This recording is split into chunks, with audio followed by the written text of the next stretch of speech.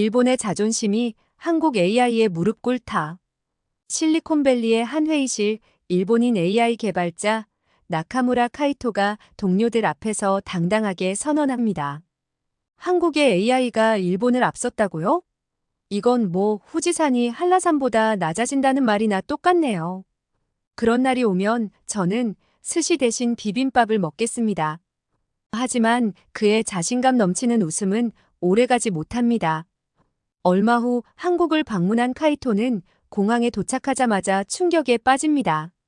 로봇들이 돌아다니며 안내를 하고 택시 기사는 AI 통역기로 유창한 일본어를 구사합니다. 이게 다 AI 기술이라고요? 카이토는 자신의 눈을 의심합니다. 과연 그는 이 충격적인 현실을 어떻게 받아들일까요? 그리고 일본의 AI 기술은 정말 한국에 뒤처진 걸까요?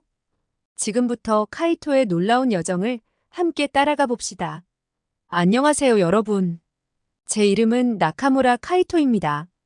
저는 일본인이지만 지금은 미국 실리콘밸리에서 AI 개발자로 일하고 있어요.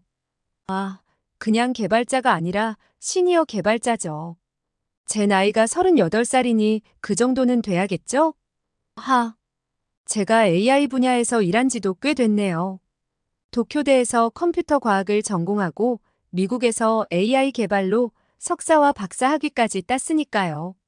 그런데 제가 이렇게 된 데에는 다 이유가 있어요. 어릴 때부터 저는 컴퓨터랑 친했거든요. 초등학교 때부터 프로그래밍을 배우기 시작했는데 그때 제 꿈은 닌텐도에서 게임을 만드는 거였어요. 지금 생각하면 참 순수했죠. 중학교, 고등학교 시절에는 정말 공부에만 매진했어요. 일본에서 최고의 대학에 가려면 그럴 수밖에 없었거든요. 밤늦게까지 학원에서 공부하고 주말에도 도서관에 가서 문제집을 풀고 지금 생각하면 그때 어떻게 버텼나 싶어요. 그렇게 힘든 입시를 거쳐 도쿄대에 입학했을 때 정말 세상을 다 가진 것 같았어요. 일본 최고의 대학이라는 자부심, 그리고 미래에 대한 기대감. 그때의 설렘을 아직도 잊을 수 없어요. 제가 대학에서 컴퓨터 과학을 전공하던 시절에는 아직 상용화된 AI가 없었지만 영화나 드라마에서 그런 가능성이 시작되던 시기예요. 마치 저에게는 유토피아처럼 느껴졌어요. 인간의 지능을 모방하는 기술, 너무나 흥미진진하지 않으신가요? 우리 인간이 불편해하는 모든 것을 없애고 모두가 함께 편안한 삶을 누릴 수 있는 거예요. 졸업 후에는 일본의 대기업에 취직했어요. 그 회사 이름만 들어도 다들 아실 거예요. 전자제품으로 유명한. 네, 맞아요. 거기 말이에요. 처음 회사에 들어갔을 때 저는 정말 의욕 넘쳤어요. 여기서 정말 대단한 혁신을 만들어내겠어. 라고 다짐했죠. 하지만 현실은 좀 달랐어요. 일본 기업 문화 아시죠? 위계 질서가 엄격하고 혁신보다는 안정을 중시하는. 제 아이디어는 항상 좀 더 검토해봐야 할 것 같아요라는 말과 함께 묻혀갔어요. 회의 시간에는 항상 연장자분들의 의견만 중요하게 여겨졌고 젊은 직원들의 의견은 거의 무시됐죠. 게다가 의사결정 과정이 너무 느렸어요. 작은 변화 하나를 도입하는데도 몇 달씩 걸리곤 했죠. 이러다간 영영 발전할 수 없겠구나라는 생각이 들더라고요. 그래서 결심했어요. 더 넓은 세상으로 나가보기로요. 그렇게 저는 미국 유학을 결심하게 됐죠. 미국에서의 생활은 정말 달랐어요. 처음에는 문화 충격으로 적응하기 힘들었죠. 예를 들어 수업 시간에 교수님께 질문하고 토론하는 문화라든가 실패를 두려워하지 않고 계속 도전하는 분위기라든가 특히 실리콘밸리에서 인턴으로 일하면서 느낀 건 여기서는 아이디어만 있으면 뭐든 할 수 있다는 거였어요. 나이나 경력에 상관없이 좋은 아이디어는 항상 환영받았죠. 그 경험들이 저를 더욱 성장시켰어요. 일본에서는 상상도 못했던 방식으로 AI를 개발하고 적용하는 걸 보면서 저는 점점 더 이 분야에 매료되어 갔죠. 그렇게 석사와 박사 학위까지 마치고 일을 하다가 몇 년 전 실리콘밸리의 한 AI 기업에 취직하게 됐어요. 거기서 저는 일본어 콘텐츠를 AI에 교육시키는 일을 맡게 됐죠. 처음에는 일본어라면 내가 최고지 라고 자부했어요. 하지만 시간이 지날수록 뭔가 이상한 점을 발견하게 됐어요. 우리 팀에서 개발한 일본어 AI 모델의 성능이 다른 언어 모델들에 비해 뒤처지는 거예요. 특히 한국어 모델과 비교했을 때 그 차이가 더 두드러졌죠. 처음에는 이건 분명 데이터의 문제일 거야. 우리가 수집한 일본어 데이터의 질이 떨어지나 보다라고 생각했어요. 하지만 점점 더 파고들수록 그게 아니라는 걸 깨닫게 됐죠. 문제는 데이터가 아니었어요. 우리의 접근 방식이 문제였던 거죠. 일본어의 특성을 제대로 이해하지 못한 채 영어 모델을 그대로 적용하려 했던 게 문제였어요. 그때 처음으로 의문이 들기 시작했어요. 이런 방법이 맞는 걸까? 분명히 영어가 아닌 다른 언어들도 AI에 교육을 시키고 있을 텐데, 일본어만 AI 분야에서 뒤처지고 있는 건 아니겠지? 그러던 어느 날 회사에서 동아시아 AI 관련 프로젝트에 참여할 기회가 왔어요. 특히 한국과의 AI 협력 프로젝트였죠. 솔직히 말하면 처음에는 그다지 관심이 없었어요. 어차피 일본인이 한국인보다 훨씬 많고, 국제적으로 일본어 수요가 한국어보다 많으니 일본 콘텐츠 퀄리티가 압도적이겠지라는 생각이었죠. 창피하게도 그때 제가 한 말이 아직도 기억나요. 한국의 AI가 일본을 앞섰다고요? 이건 후지산이 한라산보다 낮아진다는 말이나 똑같네요. 그런 날이 오면 저는 스시 대신 비빔밥을 먹겠네요. 지금 생각하면 정말 부끄러운 말이에요. 하지만 그땐 진심으로 그렇게 생각했어요. 한국이 빠르게 성장하고 있다는 건 알고 있었지만 그게 AI 분야까지일 줄은 꿈에도 몰랐거든요. 그렇게 저는 한국으로 향했어요. 인천공항에 도착했을 때 첫 느낌은 생각보다 깨끗하네였어요. 하지만 곧 그 생각은 이게 뭐지? 로 바뀌었죠. 공항 곳곳에 귀여운 사람처럼 생긴 로봇들이 친근한 목소리로 인사를 하며 돌아다니고 있었어요. 안내 로봇, 청소 로봇, 심지어 수화물의 무게를 재어 초음파와 카메라 센서를 통해 무게와 크기를 알려주는 로봇까지 있더라고요. 이런 스마트 저울은 세계 공항 최초라고 하더라고요. 처음에는 뭐야, 이거 그냥 전시용 아냐? 라고 생각했어요. 그런데 그게 아니었어요. 이 로봇들이 실제로 일을 하고 있었거든요. 이 로봇들 진짜 작동하는 거예요? 제가 옆에 있던 한국 직원에게 물었어요. 그 직원은 제 질문에 좀 의아한 표정을 지었어요. 네, 당연하죠. 왜요? 처음 보세요? 저는 그 말에 좀 당황했어요. 마치 제가 시골에서 온 촌뜨기 같은 느낌이 들었거든요. 하지만 이건 시작에 불과했습니다. 호텔로 가는 길에 택시를 탔는데 기사님이 스마트폰으로 뭔가를 하고 계시더라고요. 처음에는 내비게이션 보시나 보다 했죠. 그런데 알고 보니 그게 아니었어요. 실시간 AI 통역기였던 거예요. 어서 오세요. 일본에서 오셨나 봐요. 날씨가 좀 덥죠? 에어컨 온도 조절해 드릴까요? 기사님이 한국어로 말씀하시는데 그게 바로 일본어로 통역이 되는 거예요. 게다가 발음이 너무 자연스러워서 처음에는 기사님이 일본어를 하시는 줄 알았다니까요. 이거 대단하네요. 이런 기술이 실제로 사용되고 있다니. 저도 모르게 감탄사가 나왔어요. 기사님은 웃으시면서 대답하셨죠. 이거요? 요즘은 다들 쓰는 거예요. 갤럭시 S24에 기본으로 탑재된 기능이에요. 편하더라고요.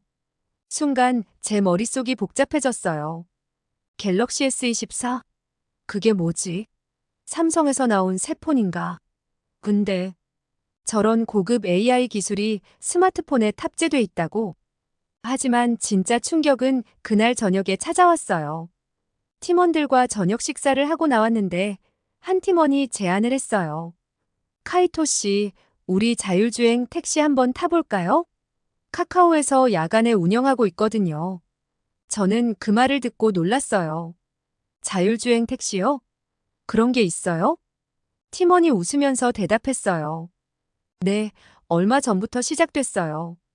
우리 모두 AI를 연구하는 사람들이니 한번 타보는 것도 좋은 경험이 될 거예요. 저는 반신반의하면서 따라갔어요. 그리고 정말로 운전자 없는 택시를 타게 됐죠. 처음에는 좀 무서웠어요. 이거 정말 안전한 걸까? 하는 생각이 들었거든요. 하지만 차가 움직이기 시작하자 그런 걱정은 싹 사라졌어요. 택시는 마치 숙련된 운전자가 운전하는 것처럼 부드럽게 움직였어요. 신호를 정확히 지키고 다른 차들과의 간격도 완벽하게 유지했죠. 심지어 길가의 보행자들도 정확하게 인식하더라고요. 와, 이거 정말 대단하네요. 저도 모르게 감탄사가 나왔어요. 옆에 있던 팀원이 웃으면서 말했죠. 그렇죠? 이게 바로 우리가 개발하고 있는 AI 기술의 현주소예요. 강남은 늦은 밤이 되면 택시를 잡기 힘든데 자율주행 택시가 아주 큰 힘이 되어줄 거라고 믿고 있어요. 아직 완벽하진 않지만 언젠가는 전국적으로 확대되겠죠. 그 말을 들으니 머릿속이 복잡해졌어요. 일본은 아직 이런 단계까지 오지 못했는데. 다음 날 우리는 네이버 본사를 방문했어요. 그곳에서 저는 또 한 번 충격을 받았죠. 한국의 초거대 AI 하이퍼클로바에 대한 설명을 들었거든요. 하이퍼클로바는 한국어에 최적화된 모델입니다. 글로벌 빅테크 기업들과 충분히 경쟁할 수 있는 수준의 기술력을 갖추고 있죠. 네이버 직원의 설명을 들으면서 저는 점점 더 현실을 직시하게 됐어요. 한국이 AI 분야에서 정말로 앞서 나가고 있다는 사실을요. 특히 인상 깊었던 건 한국이 자국 언어 데이터를 싸는데 얼마나 노력하고 있는가 하는 점이었어요. 글로벌 AI 기업들이 영어나 스페인어 같은 언어에 치중하는 동안 한국은 한국어 데이터를 꾸준히 쌓아왔더라고요. 우리는 한국어의 특성을 반영한 AI를 만들고 있어요. 단순히 번역하는 수준을 넘어서 한국 문화와 정서까지 이해하는 AI죠. 그 말을 들으니 가슴이 철렁 내려앉는 것 같았어요. 일본은 이런 노력을 하고 있었나요? 우리는 여전히 글로벌 기업들의 기술에 의존하고 있었잖아요. 그리고 놀라운 건 이뿐만이 아니었어요. 한국의 AI 기술은 다양한 분야에 적용되고 있었죠. 의료 서비스에서부터 교육, 금융, 심지어 예술 분야까지. 예를 들어 한 대학병원에서는 AI를 이용해 암을 진단하고 있었어요. X-레이나 MRI 영상을 AI가 분석해서 의사의 진단을 보조하는 거죠. 정확도가 놀라울 정도로 높다고 해요. 교육 분야에서는 AI 튜터가 학생들의 학습을 돕고 있었어요.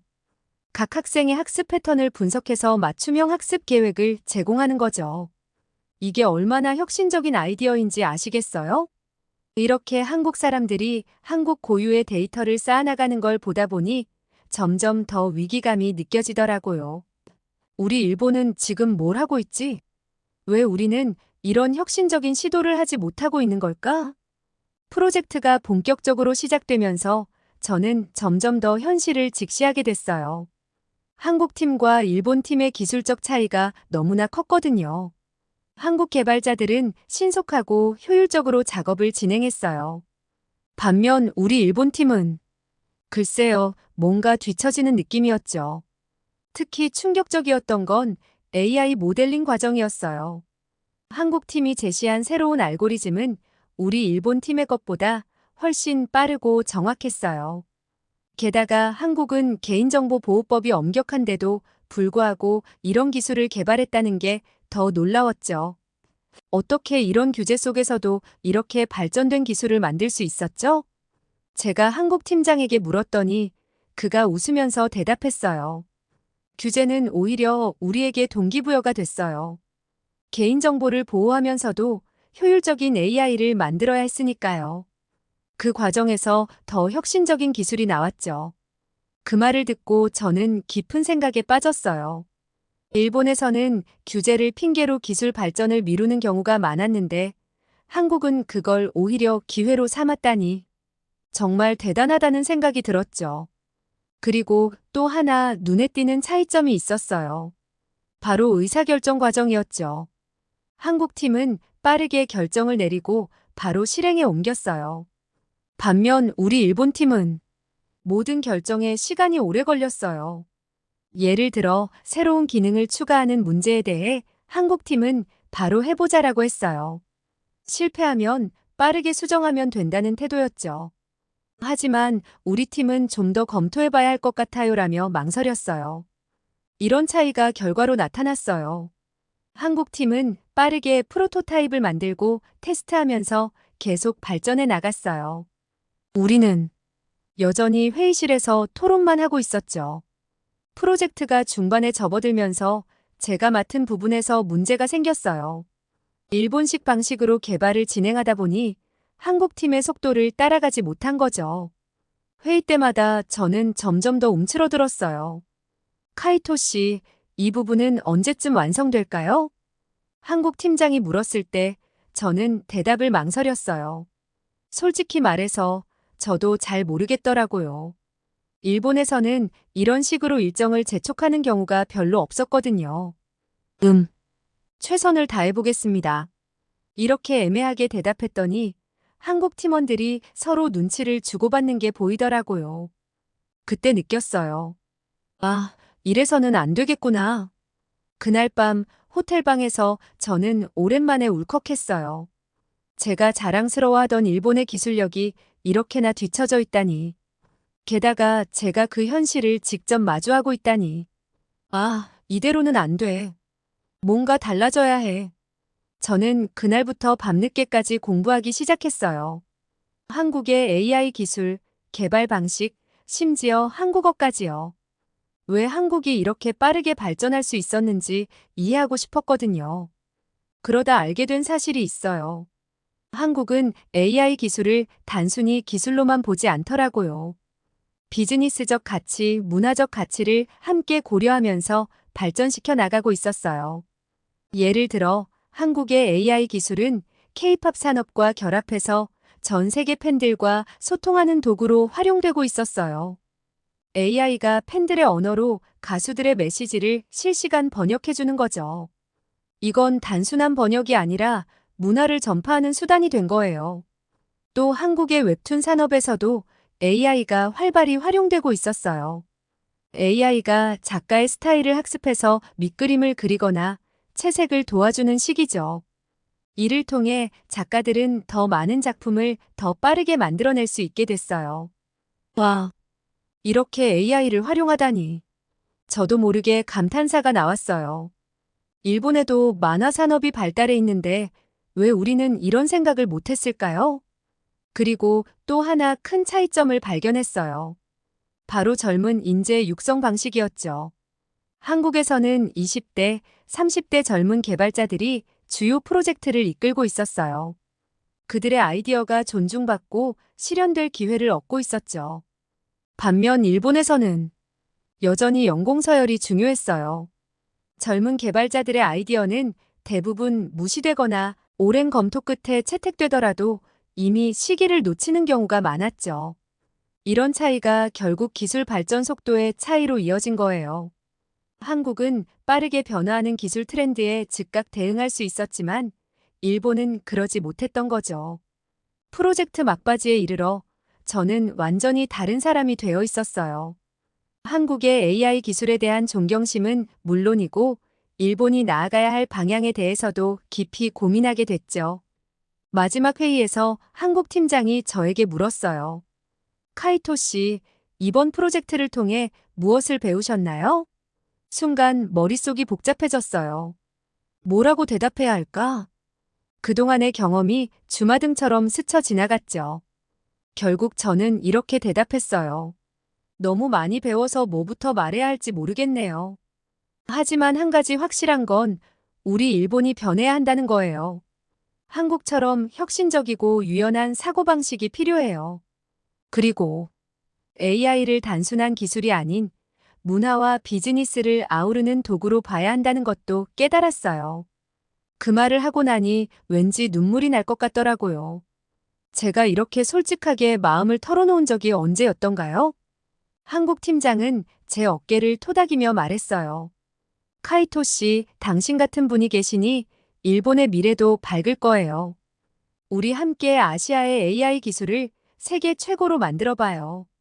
그 말을 듣는 순간 제 마음속에 작은 불꽃이 일어났어요. 그래요, 이제 시작이에요. 일본을 변화시킬 시작. 한국에서의 마지막 날, 저는 인천공항으로 향하는 길에 창밖을 내다봤어요. 서울의 빌딩들이 우뚝 서 있는 모습이 마치 미래를 향해 뻗은 손가락 같아 보이더라고요. 잘 있어, 서울. 내가 다시 올 때는 더 발전한 모습으로 만나자. 비행기에 오르면서 저는 결심했어요. 일본으로 돌아가서 제가 보고 배운 것들을 모두 공유하겠다고요.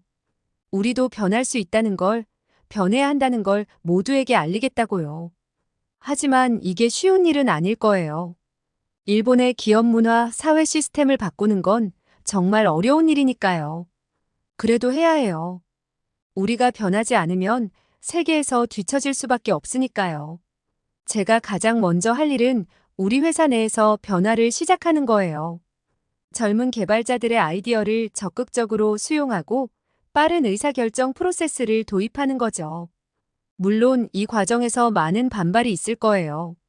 지금까지 해온 방식이 잘못됐다는 거야? 너무 위험해. 그렇게 급하게 하면 실수할 거야. 이런 말들을 들을 게 뻔해요. 하지만 저는 포기하지 않을 거예요.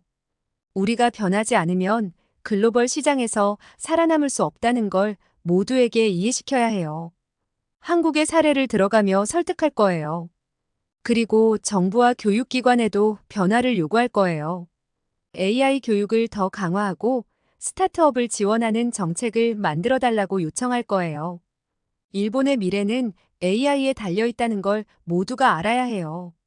물론 이 과정이 순탄치만은 않을 거예요. 많은 사람들이 변화를 두려워하고 현재의 상태에 안주하려고 할 거예요. 하지만 우리에겐 선택의 여지가 없어요. 변하지 않으면 우리는 세계 무대에서 사라질 수밖에 없으니까요. 여러분, 제 이야기 어떠셨나요? 처음에는 한국의 AI 기술을 무시했던 제가 이렇게 변하다니 참 신기하죠? 하지만 이게 바로 현실이에요. 우리가 알던 세상은 빠르게 변하고 있어요. 그 변화에 적응하지 못하면 우리는 뒤처질 수밖에 없어요. 솔직히 말씀드리면 저는 이 경험을 통해 많은 것을 배웠어요. 단순히 AI 기술에 대한 것만이 아니에요. 받아들이는 자세, 다른 문화를 존중하는 마음, 그리고 끊임없이 발전하려는 의지. 이 모든 것이 얼마나 중요한지 깨달았죠. 아, 그리고 마지막으로 한 가지 고백할 게 있어요. 제가 처음에 한 말 기억하시나요? 한국 AI가 일본을 앞서면 스시 대신 비빔밥을 먹겠다고 했었죠? 실은 이번 한국 출장에서 비빔밥을 먹어봤는데 정말 맛있더라고요. 특히 돌솥 비빔밥. 이걸 어떻게 표현해야 할까요? 그냥 한 입 먹는 순간, 아, 이거구나 하는 느낌이 확 오더라고요. 그러고 보니 AI도 비빔밥과 좀 비슷한 것 같아요. 여러 가지 재료가 각자의 맛을 내면서도 조화롭게 어우러져 새로운 맛을 만들어내는 것처럼 AI도 다양한 기술과 아이디어가 모여 새로운 가치를 창출하는 거니까요. 여러분의 아이디어는 무엇인가요? 어떻게 하면 우리가 더 빠르게, 더 효과적으로 변화할 수 있을까요? 여러분의 생각을 꼭 들려주세요. 우리 모두의 지혜가 모여야 이 큰 변화를 이뤄낼 수 있을 테니까요.